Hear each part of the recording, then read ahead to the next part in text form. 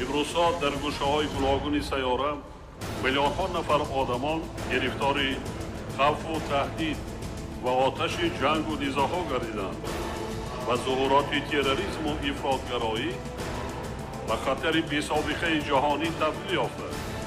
عاقبت‌های فاجعه‌بار و درازمدتی جمعیتی و سیاسی و معنوی را به بار می‌آورد.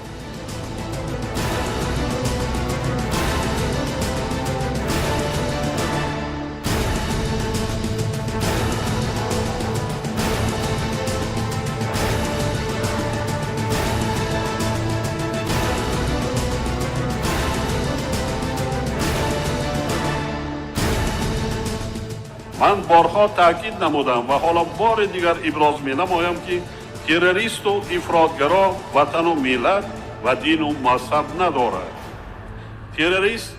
تروریست است و او هیچگاه خودی یا بیگانه و یا تحملگرا و تندگرا بوده نمی تواند.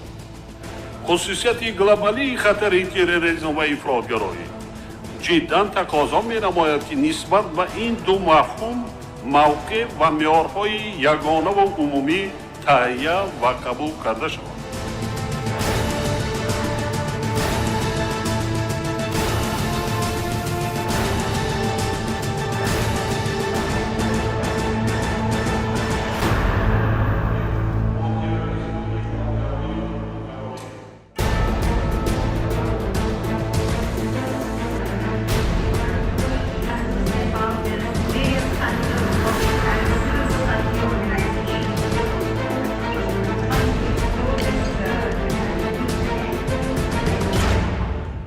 با در نظر داشت واقعیتی موجوده ما در سطح منطقه و جهان پرزور کردن همکاری و شریکی را برای تأمین ثبات و امنیت فراگیر توسط اندیشیدن اقدام‌های مشترک در جاده مبارزه با تروریسم و افراطگرایی و از بین بردن عامل‌های دستگیری سیاسی، اجتماعی و مالیوی آنها همچون سمت عملی رهایی از این ورطه خطرناک مهم ارزیابی می‌کنیم.